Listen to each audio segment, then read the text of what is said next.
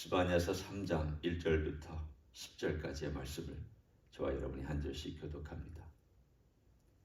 패역하고 더러운 곳 포악한 그 성읍이 화 있을진저 그가 명령을 듣지 아니하며 교훈을 받지 아니하며 여호와를 의뢰하지 아니하며 자기 하나님에게 가까이 나아가지 아니하였도다. 그 가운데 방백들은 부르짖는 사자요 그의 재판장들은 이튿날까지 남겨둔 것이 없는 저녁 일이요 그의 선지자들은 경솔하고 간사한 사람들이요 그의 제사장들은 성소를 더럽히고 율법을 범하였도다. 그 가운데에 계시는 여호와는 의로우사 불의를 행하지 아니하시고 아침마다 빠짐없이 자기의 공의를 비추시거늘 불의한 자는 수치를 알지 못하는도다. 내가 여러 나라를 끊어버렸으므로 그들의 망대가 파괴되었고 내가 그들의 거리를 비게 하여 지나는 자가 없게 하였으므로 그들의 모든 성읍이 황폐하며 사람이 없으며 거주할 자가 없게 되었느니라. 내가 이르기를 너는 오직 나를 경외하고 교훈을 받으라. 그리하면 내가 형벌을 내리기로 정하기는 하였지만 너의 거처가 끊어지지 아니하리라 하였으나 그들이 부지런히 그들의 모든 행위를 더럽게 하였느니라. 나 여호와가 말하노라. 그러므로 내가 일어나 벌할 날까지 너희는 나를 기다리라. 내가 뜻을 정하고 나의 분노와 모든 진노를 쏟으려고 여러 나라를 소집하며 왕국들을 모으리라. 온 땅이 나의 질투의 불에 소멸되리라.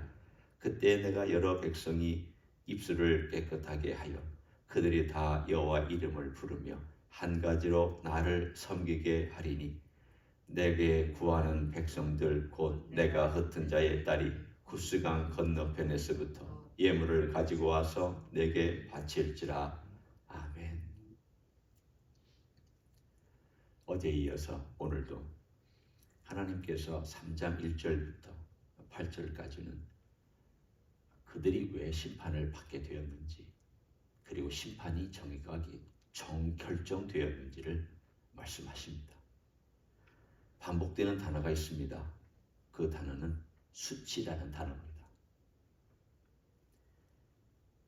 여러분이 5절 마지막에 보면 불의한 자는 수치를 알지 못하는도다. 어제도 수치라는 말이 나왔고 오늘도 수치라는 말이 나왔습니다. 특별히 이 스바냐는 이 단어를 일부러 골라 쓰고 있습니다. 왜냐하면 자기가 백성들을 볼 때 너무 뻔뻔한 걸 봤기 때문에. 근데 그 뻔뻔함이 그 수치를 모르는 그 뻔뻔함이 어디서부터 오느냐. 사실은 죄가 있음에도 불구하고 죄를 인정하지 않거나 죄를 모르기 때문에 오는 무감각입니다. 우리는 죄를 느끼는 것을 죄책감이라고 보통 얘기를 합니다. 이 죄책감은 과도하면 병이 되기도 하지만 정당하면 건강해질 수 있는 좋은 것이 죄책감입니다. 그런데 사람이 죄를 인정하지 않기 시작하고 죄를 자기가 저질렀다 하더라도 그것을 회피하고 이런 것을 계속 변명하고 반복하다 보면 어떤 결과가 나타나냐면 나중에는 죄책감이 사라지고 죄책감이 사라지면 나중에 수치를 모릅니다. 결국 이 백성이 어떤 단계로 나아가느냐. 처음에는 양심 좀 꺼림칙했습니다. 이거 하나님의 법을 어기는 게 아닐까. 그러다 했는데 아무 일이 일어나지 않았습니다. 그리고 그것 때문에 자기가 이득을 얻었습니다. 그리고 나면은 어떤 생각이 드냐면 괜찮네. 이렇게 하니까 돈도 벌리고 이렇게 하니까 이득도 생기고. 그 나중에는 그게 습관이 되면 죄책감이 사라집니다. 죄책감이 사라지면 이제 해도 수치를 모릅니다. 그리고 그 뻔뻔한 얼굴로 하나님께 예물을 가지고 와서 예배를 드립니다. 죄책감이 없으니까 죄를 인정하지 않으니까 죄를 인정하지 않으면서 하나님께 얼마든지 예물 드리고 얼마든지 자기가 마치 경건한 사람인 것이냐 살아갈 수 있습니다. 참 묘한 우리의 그 영성이라는 게 그만큼 좋은 것기도 하지만 속기도 쉬운 게 또 영성입니다. 그들의 모습이 바로 오늘 3장에 하나님께서 정확하게 말씀하셨습니다. 너희는 수치를 모른다. 그래서 하나님께서 뭐라고 말씀하셨느냐 하면 7절에 보면 이게 가슴 아픈 이야기입니다. 이게 하나님도 가슴이 아프고 이 말씀을 전하는 스바냐도 가슴이 아픕니다. 하나님께서 말씀하셨습니다. 내가 이르기를 너는 오직 나를 경외하고 교훈을 받으라. 그리하면 내가 형벌을 내리기로 정하기는 하였지만 이들이 자꾸 이렇게 하니까 하나님께서 말씀으로 처음에 했습니다. 하나님의 과정은 첫 번째는 말씀입니다. 말씀으로 경고하시고 말씀으로 위로도 주시고 말씀으로 하나님께서 뭘 원하시는지 뜻도 밝혀주시고 우리 그것을 조명해 주신다고 말씀하죠. 밝혀주시고 그런데 그게 안 되면 환난을 주십니다. 형벌이라고 오늘 본문에 나와 있는 내가 형벌을 내리기로 정하겠다. 그러나 너의 거처는 끊어지지 않겠다. 바꿔 얘기하면 내가 환난 가운데 긍휼을 베풀어 줄 거다. 네가 날 그래도 찾아오면 네가 잘못한 걸 알고 그래도 나에게 와서 하나님 제가 살다 보니까 제가 잘못했습니다. 제가 너무 뻔뻔했습니다. 제가 수치를 몰랐습니다. 제가 이런 무가치한 인생인지 몰랐습니다. 정말 죄송합니다. 네가 그렇게 하면 형벌은 받는다. 그러나 네 거처가 끊어지지 않겠다. 이 말을 바꿔 얘기하면 네가 비록 어려움을 당할지라도 내가 너 보호해주고 너의 자손도 보호해주고 네가 그 어려운 환경 가운데서 견뎌내고 살아갈 수 있도록 내가 해주겠다. 그 뜻입니다. 그런데 그 다음에 가슴 아픈 이야기입니다. 하였으나 그렇게 말하였으나 그러나 그들이 부지런히 그들의 모든 행위를 더럽게 하였느니라. 이 부지런이라는 말이 참 하나님의 마음을 아프게 하는 단어입니다. 무슨 뜻인가 하면 더 하다는 그 뜻입니다. 내가 이렇게 해서 이렇게 하면 이렇게 해주겠다. 그러면 네가 어려운 가운데라도 나를 의지하면서 이 어려운 환경을 뚫고 결국은 좋은 걸 내가 너에게 주려고 한다. 좋은 걸 주려고 한다. 그런데 그런 하나님의 말씀이 있음에도 불구하고 그리고 어떤 일련의 어려운 과정들을 겪게 해주셨는데도 불구하고 오히려 어떻게 됐느냐? 반대가 됐습니다. 더 열심히 자기들의 죄악을 단련시켜 나간 부지런히 그들의 행위를 더럽게 했다는 것은 그냥 오히려 더 반대로 나갔다는 뜻입니다. 왜 그런 때가 있잖아요. 그거 하지 마라 그러면 일부러 하는 너 그거 안 좋아 그러면 일부러 해보는 이런 마음으로 부지런히 더 더럽고 더 악하고 더 오히려 하나님께서 원하시는 반대쪽으로 그들이 갔다. 그러니 내가 어떻게 이들에 대하여 징계하지 않을 수 있겠습니까? 하나님께서 그들을 법정에 세워놓고 하나님의 마음을 대변해주고 있는 메시지가 1절부터 8절까지 메시지입니다. 오늘 하나님께서 우리에게 이 말씀을 주신다면, 나에게 주신다면 우리 교회나 그리스도인들에게도 똑같은 말씀을 주실 것이라고 저는 생각합니다. 너 너무 뻔뻔하지 않느냐? 너 너무 수치를 모르지 않느냐?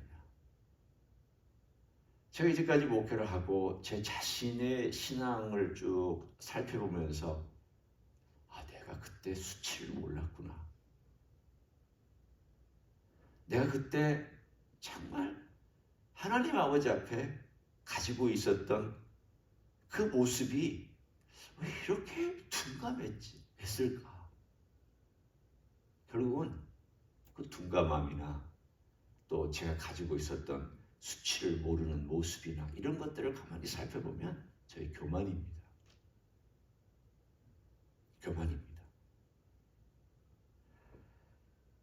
오늘 수치를 알고 겸손함과 수치를 모르는 교만함은 반대입니다.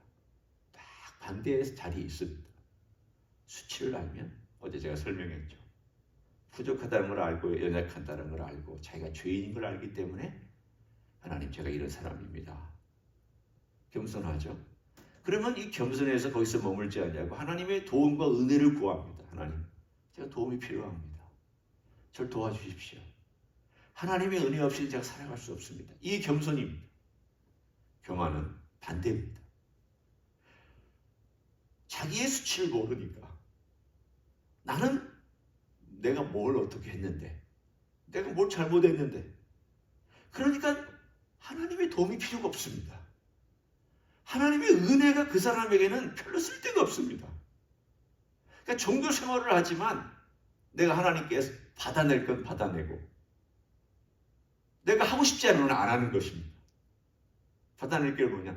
축복은 받아내고 싶고 잘 되는 건 받아내고 싶고 출세하는 건 받아내고 싶지만 다른 거는 내가 하고 싶지 않아. 그러니까 교만과 겸손은 완전히 반대입니다. 그러니까 이 두 가지를 하나님께서 놓고 보시면서 너희들이 여기까지 있지만 제발 좀 중간까지만이라도 오면 내가 널 도와줄게. 얼마나 하나님이 답답하시면 좀 제발 발걸음을 옮겨서 방향을 바꾸고 몇 걸음만이라도 내가 오면 내가 널 도와주고 싶은데 왜 이렇게 안 오느냐. 더 오히려 하나님 오라 그러면 더 멀리 가고 또 오라 그러면 더 멀리 가고 오라 그러면 더 멀리 가는 그들의 그 안타까운 상황을 보시면서 하나님께서 오늘 8절에 안 된다. 결국은 너희들이 마지막 수단을 내가 동원해야만 돌아오겠구나 라고 하는 하나님의 정당함을 말씀하시는 내용입니다. 하지만 오늘 거기서 이야기가 끝나면 우리는 슬프지 않아요. 근데 9절과 10절에 보면은 갑자기 역전됩니다. 대조되는 이야기가 나옵니다. 그때에 어느 때냐면 이스라엘 백성이 수치를 모르고 하나님으로부터 멀리 떠날 때, 그리고 그들이 환난을 받을 때, 어려움을 당할 때, 그때 내가 여러 백성이 입술을 깨끗하게 하겠다. 여러 백성은 이스라엘을 얘기하는 게 아닙니다. 유다를 얘기하는 게 아닙니다.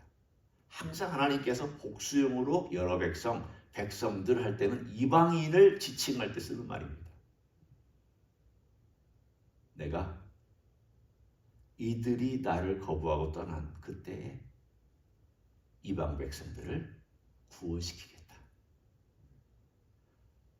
여러분, 바울이 로마서 9장, 10장, 11장에 썼던 이야기가 스바냐서에 있는 이야기입니다. 바울이 혼자 생각해낸 게 아닙니다. 바울이 독창적인 사람으로 바울은 종교적인 천재야. 어디서 그런 생각을 했을까? 어디서 그런 생각을 했냐면 여기서 그런 생각을 했습니다. 구약에서 했고 물론 주님을 만났기 때문에 어떤 계시도 받았지만 그러나 그 모든 계시가 다 어디하고 연결되어 있느냐? 구약과 그대로 연결되어 있습니다. 스바냐는 이미 그날을 바라보고 있었습니다. 얼마나 알았는지는 모르지만 하나님께서 스바냐를 통해서 말씀해 주셨습니다. 그때 내가 여러 백성의 입술을 깨끗하게 하여 그들이 다 여호와 이름을 부르며 한 가지로 나를 섬기게 하겠다. 얼마나 감사한 일입니까? 하나님께서 한쪽의 문을 닫으시더니 다른 쪽의 문을 열으셔서 이방인들이 들어오게끔 만들어 놓으시고 유대인들은 여전히 환난과 역경 속에서 힘들게 하시고 언젠가 또 이방인을 끌어들이는 이 문이 닫히면 하나님께서 또 유대인들을 끌어들이시고 이런 모든 신비한 하나님의 역사가 하나님께서 계획해 놓으신 일이다. 우리는 하나님의 그 신비함에 대해서 다 알지를 못합니다. 그래서 바울도 11장의 마지막에 가면 고백합니다. 하나님의 신비함, 그 하나님의 절묘하신 경륜과 그 하나님의 계획을 어찌 인간이 다 알겠냐. 그 놀라움을 그런 찬양하고 끝납니다. 사실은 로마서는 11장까지 모든 이야기가 이미 끝난 거나 진배 없습니다. 12장부터는 적용 파트예요. 바울이 하고 싶은 얘기 다 하고 적용해 준 것입니다. 오늘 우리는 바로 이 이야기를 봤습니다. 하나님 아버지 앞에 우리가 이 구원받은 놀라운 역사가 주님께서 나 같은 인생을 구원하시는 여러 백성 가운데 있는 나 같은 인생을 구원하시기 위해서 이런 모든 과정들을 다 계획 가운데 마음에 두시고 일으켜 놓으셨구나. 이스라엘 백성은 안 됐죠. 그런데 하나님께서 이스라엘 백성이 안 되게 하신 것을 안 되게 하시려고 하신 것이 아니라 그들이 안 되는 길을 선택했습니다. 그런데 하나님은 그걸 오히려 뒤집어서 이방인을 구원하는 기회로 삼으셨고, 또 이방인의 구원의 기회로 삼으시고 나서 또 이스라엘을 구원하는 기회로 삼으신 이 모든 것들이 하나님께서 우리를 위하여 인류를 구원하시는 계획으로 만들어 놓으시고 오늘도 역사하고 계시는 이 하나님의 손길을 느낍니다. 오늘 우리에게 적용하고 끝나기를 원합니다. 오늘 하나님께서 이스라엘 백성을 구원하셔서 그들에게 이런 기회를 주셨고, 그런데 그 기회를 빼앗겨서 또 다른 그 구원의 기회가 다른 데로 흘러가는 그런 것이 되었다면 우리도 마찬가지입니다. 교회도 마찬가지고 개인도 마찬가지입니다. 내가 하나님께서 나에게 구원을 주셨고 은혜를 주셨고 놀라운 하나님의 자비로움을 경험하게 해주셨다면 어떻게 되느냐? 겸손해야 됩니다.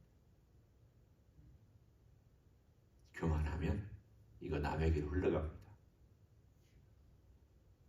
겸손하게 우리 주님 앞에서 어떨 때는 모를 때에는 이렇게라도 제가 기도할 때가 있습니다. 주님, 제가 너무 교만하거나 모를 때에는 다른 사람의 이야기를 통해서 저에게 말씀해 주시거나 저를 쳐서라도 말씀해 주십시오.